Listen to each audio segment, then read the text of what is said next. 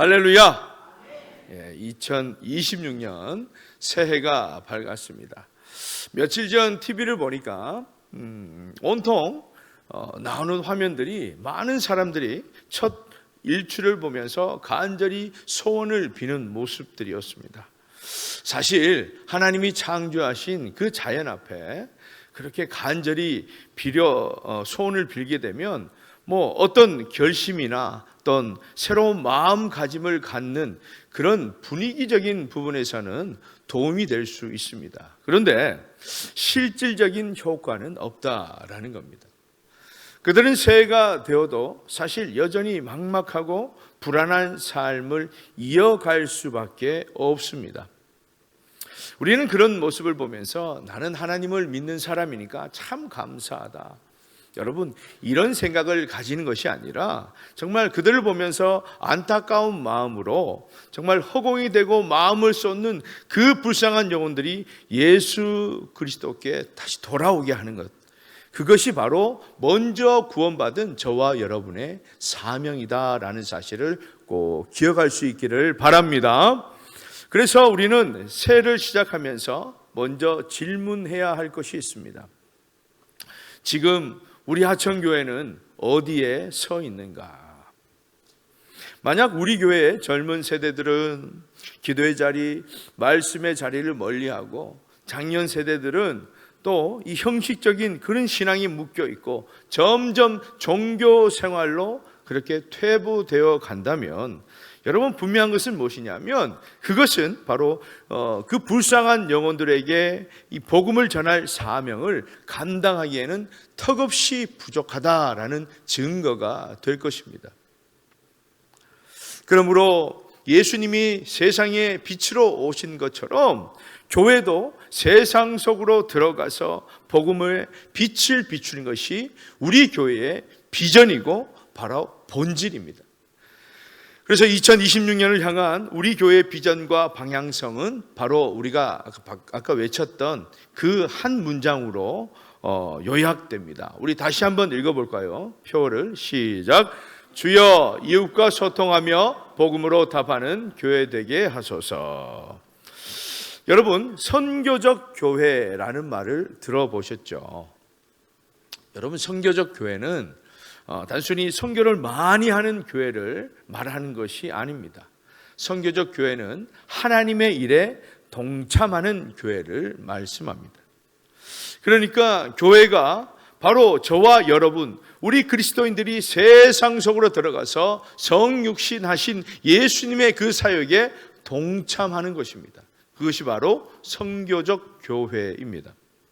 그래서 하나님은 아브라함을 부르실 때 너를 통해 모든 민족이 복을 얻을 것이라 그렇게 말씀하셨습니다. 또한 예수님은요, 제자들에게 아버지께서 나를 보내신 것처럼 나도 너희들을 보낸다 그렇게 하셨습니다. 그러니까 교회는 모이는 공동체를 넘어서서 보내지는 그런 공동체이다라는 것입니다. 우리가 파송 찬양을 부르는 이유가 무엇입니까? 그냥 축도 전에 분위기가 싸하니까 그렇게 찬양으로 분위기를 띄워보려고 하는 것입니까? 그것이 아니라 교회 안에서만 우리끼리 예배드리고 우리끼리 교제하면서 우리끼리 행복해보자, 그런 뜻이 아니라 우리가 예배를 드린 것처럼 이 세상 속으로 이제 나아가서 보내지는 선교사로서 우리가 마땅히 해야 할 일, 세상의 복음의 빛을 비추는 것이 우리의 사명이라는 것을 알고 그렇게 살아가자라는 결단인 것입니다. 그러므로 2026년 새해 표는 단순한 문구가 아닙니다. 이것은 우리 교회의 비전이고 방향성이며 우리 교회의 구체적인 사명이고 정체성이다라는 것을 우리가 꼭 기억해야 합니다. 오늘 말씀을 한 번 더 다 같이 읽겠습니다. 오늘 말씀 시작. 너희 마음에 그리스도를 주로 삼아 거룩하게 하고 너희 속에 있는 소망에 관한 이유를 묻는 자에게는 대답할 것을 항상 준비하되 온유와 두려움으로 하고. 아멘. 오늘 이 본문 말씀이 우리 교회 새해표를 근거하는 말씀입니다. 그러므로 오늘 말씀을 통해서 우리 교회가 새해를 맞아 그냥 그저 그렇게 지나가는 것이 아니라 어떤 비전을 가져야 되며 어떤 방향성으로 나아가야 할지 우리가 고민하고 또한 결단할 수 있는 그런 시간이 될 수 있기를 바랍니다. 첫째는 마음에 그리스도를 주로 삼는 교회가 되어야 합니다. 본문에 보면 너희 마음에 그리스도를 주로 삼아 거룩하게 하고, 여러분, 우리 마음의 중심이 어디에 있는가 하는 것은 어떤 태도로 시작해야 하는지 그 방향성, 본질을 말씀하는 것입니다. 어떤 일에 있어서 여러분 그 시작에 있어서 첫 단추를 잘 끼워야 되는 것이죠. 그 방향성이 올바르지 않으면 속력을 내어봐야 다른 기술을 익혀봐야 아무런 소용이 없다라는 겁니다. 또 다시 돌아가야 된다라는 것이죠. 헛수고를 할 수 있고 낭비를 할 수 있는 것입니다. 그래서 여러분, 교회가 아무리 많은 사역을 할지라도 그 중심에 누가 있느냐, 그 중심에 예수 그리스도가 주인이 아니시라면 그것은 복음과 생명이 아니라 단순한 종교 활동에 불과한 것입니다. 무엇을 위해서 그렇게 우리가 섬기냐라는 것입니다. 그래서 교회 사역은 행동 이전에 중심의 문제가 너무나 중요합니다.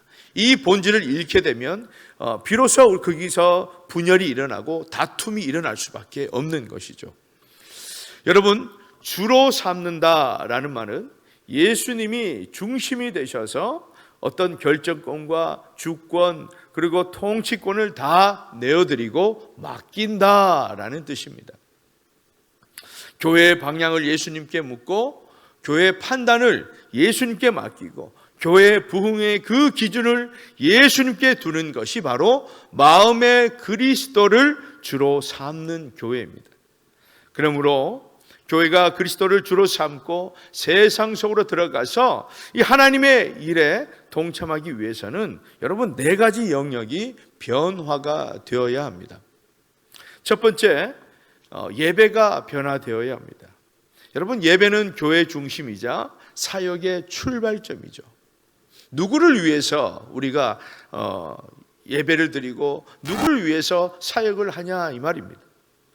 우리가 드리는 예배가 교회 안에서 드리는 그 예배를 넘어서서 지역의 삶과 일치가 되어야 합니다. 그래야 그 예배가 세상 속으로 흘러 들어가서 지역의 문제, 이웃들의 그 문제를 담아내고 복음의 삶을 살아갈 수 있는 것입니다. 그래서 우리의 예배가 그냥 드려지는 형식적인 것이 아니라 산제사가 되어야 된다라는 것입니다. 두 번째, 공동체가 변화되어야 합니다. 세상은요, 여러분, 나를 기억해 주는 사람, 함께 울고 함께 웃어주는 그런 공동체를 찾고 있습니다. 왜 그럴까요? 여러분, 갈수록 심해지는 병이 뭐예요? 고칠 수도 없는 병, 우울증입니다, 여러분. 다르게 표현하면 많이 외롭다라는 거예요. 허전하다라는 겁니다. 그런 외로운 시대에 우리는 살고 있기 때문에 그래서 교회의 한 사람 한 사람이 나 중심의 그런 중심이 아니라 관계 중심으로 변화가 되어야 한다라는 겁니다. 교회 안에 소그룹이 단순한 그런 모임이 아니라 정말 서로의 마음을 나눌 수 있는, 삶을 나눌 수 있는, 그래야 우리가 지역과 이웃까지 품는 그런 사랑의 공동체로 변화될 수 있다라는 겁니다. 그래서 우리가 다섯째 되는 그 주간에 우리가 오창의 예배 시간에 소그룹 모임을 하는 것이죠. 그냥 할 일이 없어서 그렇게 하는 것이 아닙니다. 시간 때우는 것이 아니라 그렇게라도 시간을 마련해 주어서 그 기관이 마음을 나눌 수 있는 그런 장을 펼쳐야 이웃들에게 또한 지역에 가서 그런 삶을 나눌 수 있다라는 겁니다. 한마디로 훈련이 되는 것이죠. 자, 세 번째는 사역이 변화되어야 합니다. 교회 사역은 단순히 교회 안의 필요를 채우는 일이 아닙니다. 교회를 위해서만 하는 것이 아니라 지역과 이웃을 찾아가서 무엇이 필요한지 그것을 아는 것이 중요하다라는 겁니다. 그럴 때 교회 사역에 뭐가 있어요? 생명이 있다라는 겁니다. 우리 교회가 늘 기도하는 것이 구원의 방주가 되기를 기도하는데 지역과 이웃의 문제에 아무런 관심도 없으면서 무슨 구원의 방주가 될 수 있겠습니까? 그들이 교회를 보면 희망이 생겨야 되고 그들이 교회를 생각하면 눈물이 나오면서 감사하는 마음이 생겨야 예수 그리스도를 찾을 수 있다라는 것입니다.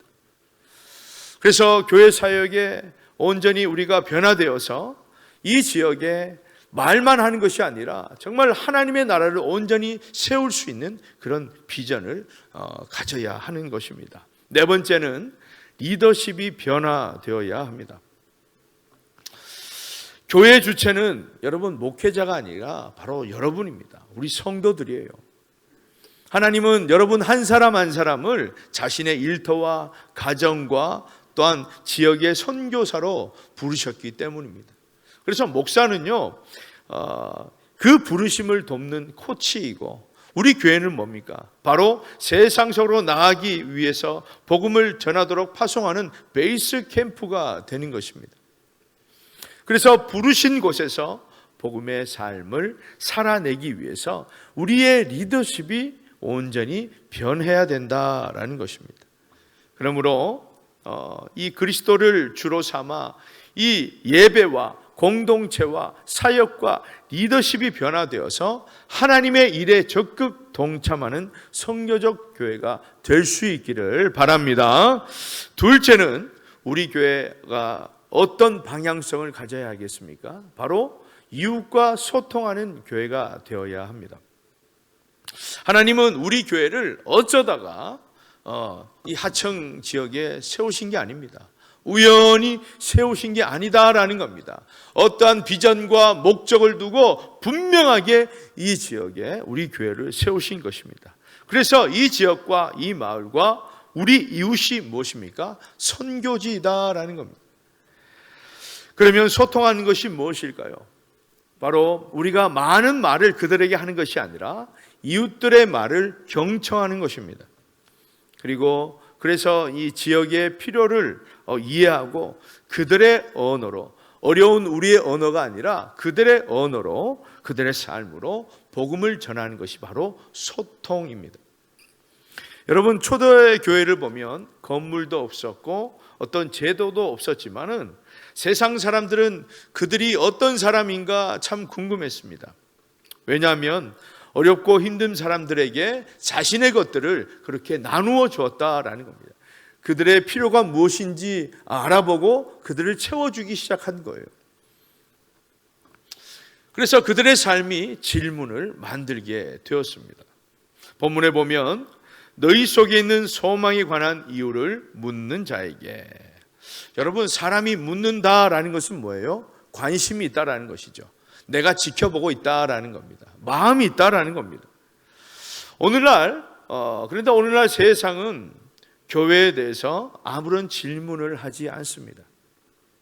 왜 그럴까요? 복음을 몰라서 그렇습니까? 예수님을 들어보지 못해서 그렇습니까? 그것이 아니라 교회를 다니는 성도들에게서 질문할 만한 그런 삶의 모습을 찾지 못했다라는 겁니다. 저 사람들이나 예수 안 믿는 우리나 똑같구나, 그렇게 생각한다라는 거예요.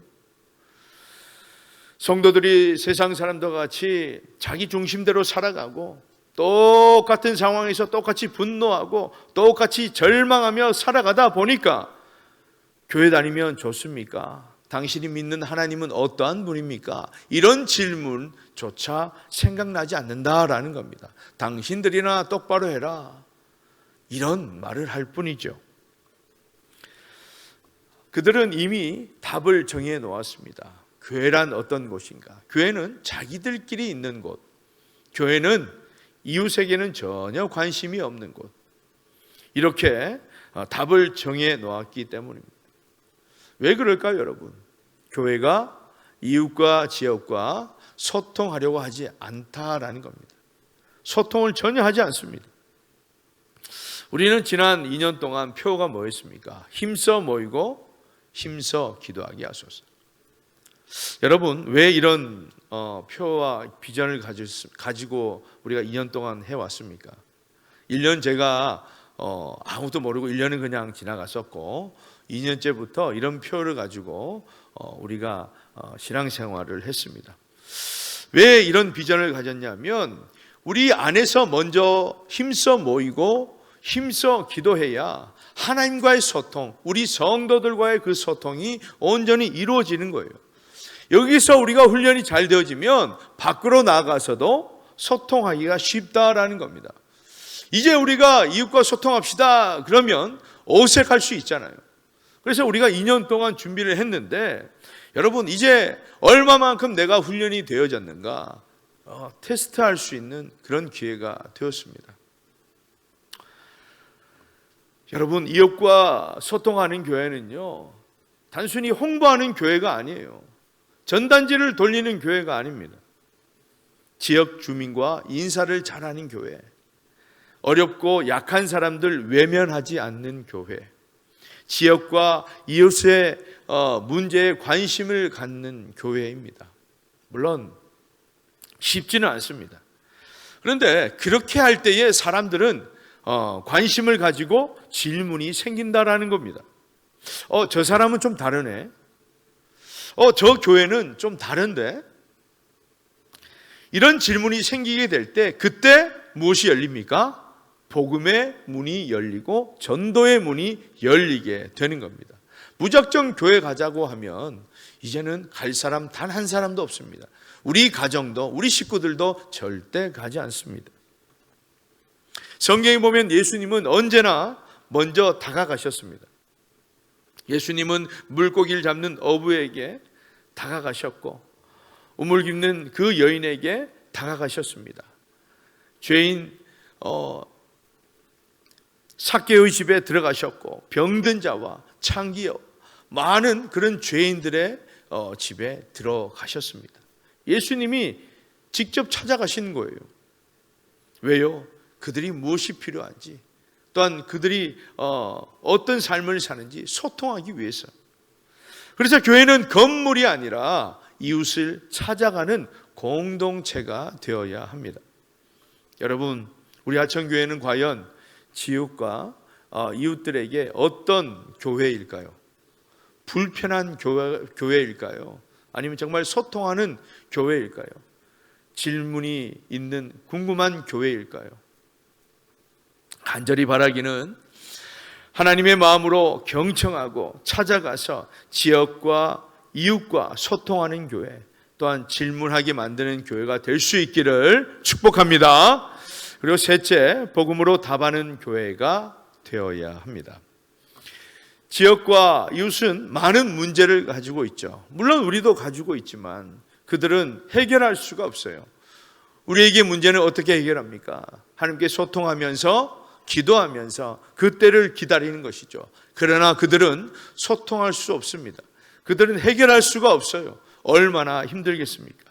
경제, 가정, 자녀들, 어르신들, 이 문제에 우리 교회는 과연 어떤 해답을 해줄 수 있냐 이 말이죠.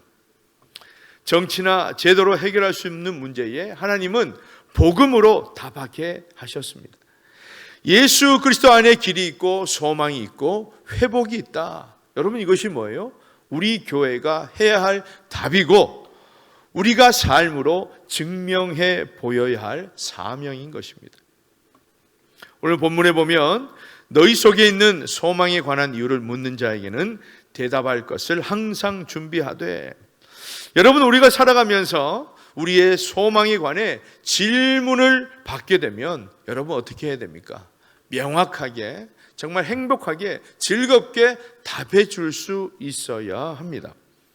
그러나 우리의 삶이 세상 사람들보다, 이웃 사람들보다 더 처절하게 살아가고 더 낙심하면서 절망적으로 살아간다면 절대 이런 질문이 있을 수는 없는 것이죠. 우리 안에 무슨 소망이 보이겠습니까? 그래서 여러분, 소망은 말이 아니라 삶에서 드러나는 것입니다. 우리의 소망은 막연한 긍정의 그런 마인드가 아닙니다.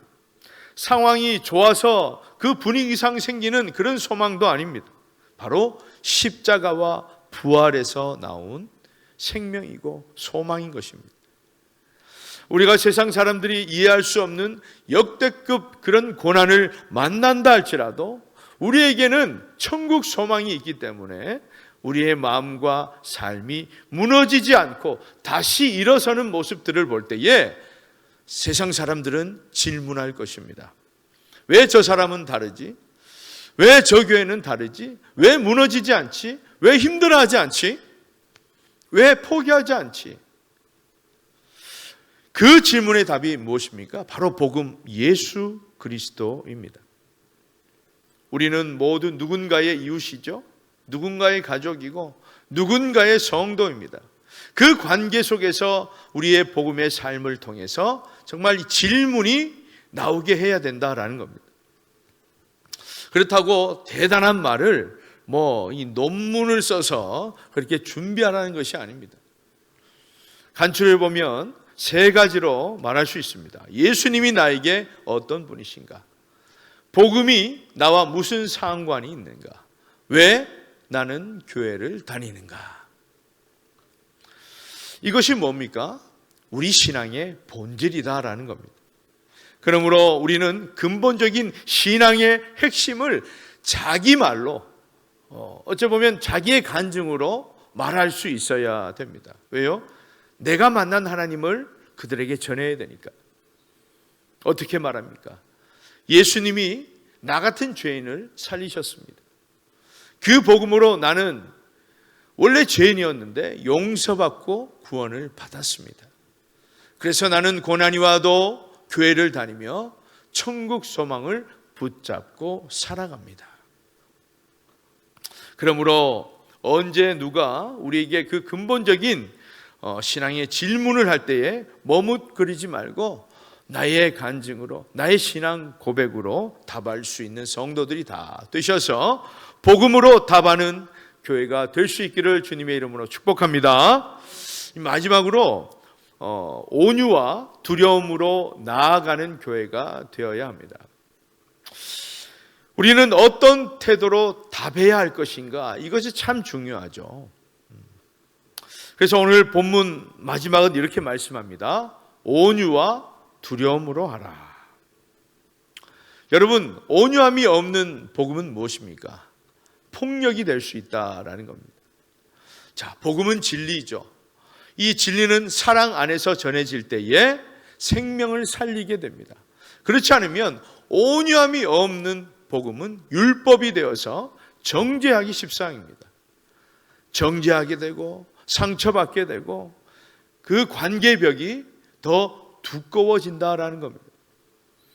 그렇다고 해서 여러분 이 온유함을 착각하시면 안 돼요. 이 온유함은 약한 것이 아닙니다. 온유함은 무조건 저주라는 것이 아닙니다. 무조건 할 말이 있지만 무조건 침묵하라는 것이 아니에요. 온유함은 절제된 사랑의 힘으로 하라는 것입니다. 또한 여기서 두려움을 말씀하죠. 이 두려움이란 사람을 무서워하는 게 아닙니다.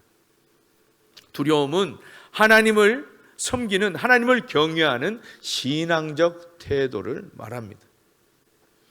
하나님이 기뻐하실까? 하나님의 뜻은 무엇일까? 이 두려움의 태도가 이 복음의 문을 여는 능력이 되는 것입니다. 그러므로 여러분 어떤 태도로 우리는 답해야 됩니까? 죄로 인해서 좌절에 빠진 자들에게는 온유와 겸손함으로 복음을 증거하고, 반대로 회개할 줄 모르는 그런 사람들에게는 정말 사람들 눈치 보지 말고 하나님을 경외하는 마음으로 담대하게 이 공의와 심판을 선포함으로써 하나님의 사랑과 의를 올바르게 증거하는 교회가 되어야 하는 것입니다. 사랑하는 여러분, 우리가 시대적 사명을 가지고 이 지역과 이 이웃과 소통하며 온전히 하나님의 일에 동참하기 위해서는 어떻게 해야 됩니까? 마음에 그리스도를 주로 삼는 교회가 되시기를 바랍니다. 이웃과 소통하는 교회가 되시기를 바랍니다. 복음으로 답하는 교회가 되시기를 바랍니다. 온유함과 두려움으로 나아가는 교회가 되시기를 바랍니다. 그리하여서 2026년 이 새해에는 더욱더 우리의 지역과 또한 우리의 이웃과 가정과 직장 속에 있는 그 현장으로 부르심에 순종하여서 오직 믿음으로 선한 싸움을 싸우며 달려갈 수 있는 저와 여러분, 우리 하천교회 모든 식구들이 되시기를 주님의 이름으로 간절히 축원합니다.